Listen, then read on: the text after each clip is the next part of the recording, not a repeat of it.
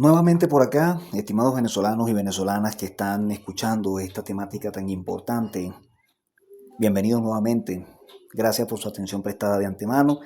Continuamos entonces explicando esta pregunta célebre y estos movimientos de encuestas que se han venido dando en redes sociales últimamente, llamando la atención a diversos venezolanos y venezolanas a nivel mundial, las cuales comprenden solamente el contexto bajo la interpretación de actores políticos o analistas políticos que fundamentan solamente bajo su propia emoción, pero no precisamente bajo un contexto argumentativo sólido respecto a esta pregunta tan célebre. Venezuela, como Estado 51 de Estados Unidos, seguimos con esta cátedra y hoy nos vamos a enfocar en este tema. Video 5, tema 4, en donde vamos a estar hablando precisamente sobre la parte jurídica, porque eso no se puede dejar atrás, ¿no?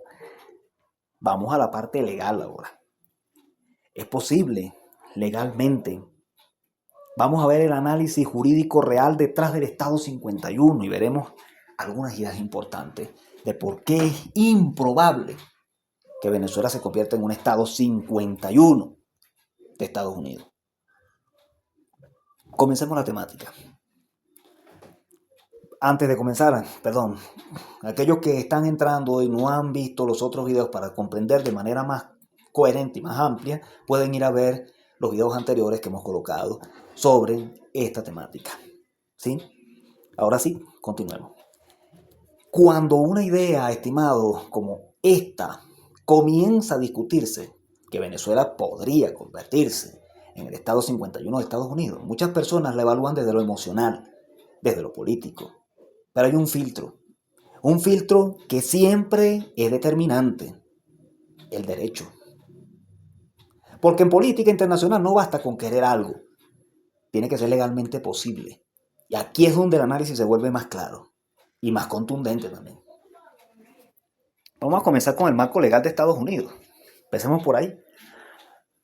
Para empezar, hay que entender algo fundamental. Estados Unidos sí tiene un mecanismo para admitir nuevos estados.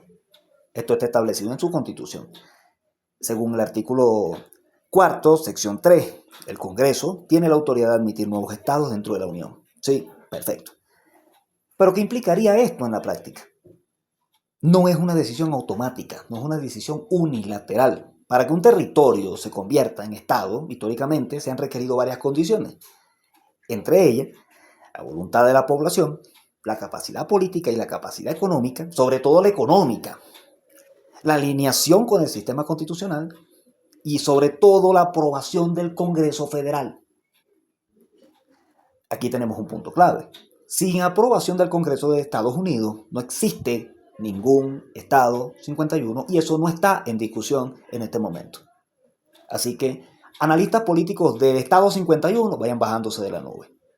Porque primero estudiamos, analizamos y luego hablamos lo que hemos concordado según nuestro análisis y según los argumentos, tanto históricos como jurídicos, que vayamos desarrollando con el pasar del tiempo. Ahora hablemos del factor político en Estados Unidos, que no se nos puede olvidar, porque aquí es donde la teoría choca con la realidad.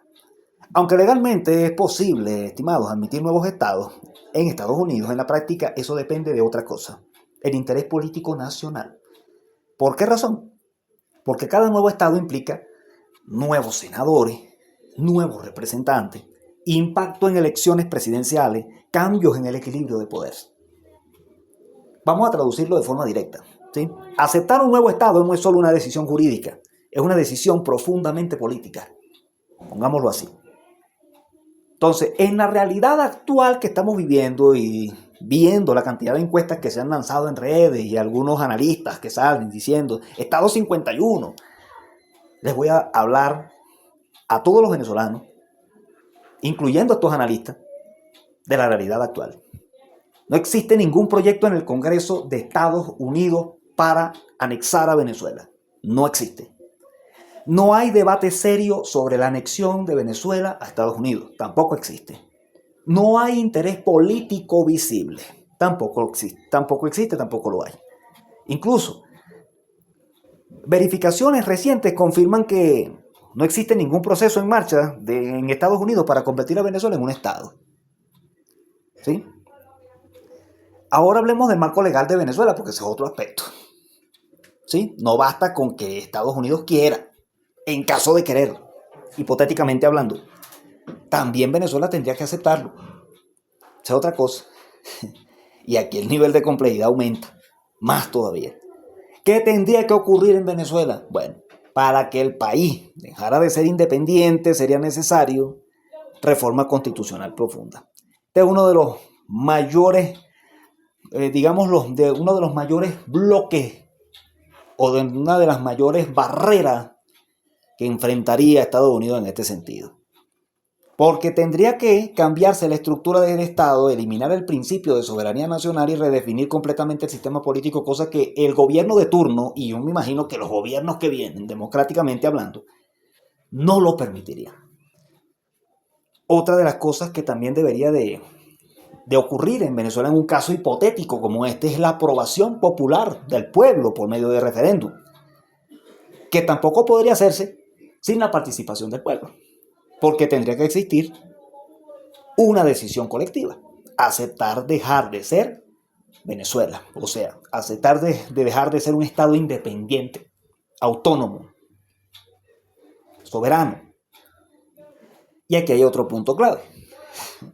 Esto no sería una reforma más, sería la transformación total del país. ¿A quién le conviene? ¿A quién no? Bueno, juzgue usted mismo. Ahora hablemos del choque entre los dos sistemas, porque esa es otra cosa que hay que también hablarlo. Aquí aparece otro de los elementos más complejos de todo el análisis. No estamos hablando de adaptar una ley, estamos hablando de integrar dos sistemas completamente diferentes.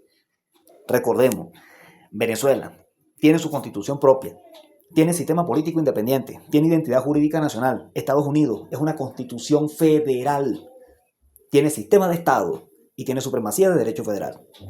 ¿Cuál es el problema central aquí? Que uno de los dos sistemas tendría que desaparecer. Y en ese escenario de Estado 51, el que desaparece es el venezolano, el estadounidense no. Entonces tengámoslo en cuenta. ¿Por qué es extremadamente improbable que haya una anexión de Venezuela como Estado 51? Podemos entender por qué la conclusión aquí es tan clara, que no necesita anteojos. No se trata solo de dificultades, se trata de múltiples barreras simultáneas. Vamos a hablar de las barreras. Barrera política, por lo menos en Estados Unidos, la falta de interés, el impacto electoral y los costos estratégicos. Tenemos que ver la barrera jurídica también por parte de Estados Unidos, que es el proceso legislativo completo y la necesidad de aprobación en ambas cámaras, tanto la Cámara de Representantes como la Cámara de Senadores. Y la barrera constitucional en Venezuela, que es la necesidad de reformar completamente el Estado y la ruptura del principio de soberanía. También la barrera social, porque se plantea la necesidad de aprobación popular y el impacto en identidad nacional. Para concluir la temática del día de hoy, ya habiendo analizado ambos lados de la moneda o ambas caras, la conclusión no es ambigua, es correcta. La anexión de Venezuela como Estado de Estados Unidos es legalmente posible en teoría, pero extremadamente improbable en la práctica. No basta, estimados, con que algo sea legal en abstracto. Tiene que ser viable dentro de un contexto político real.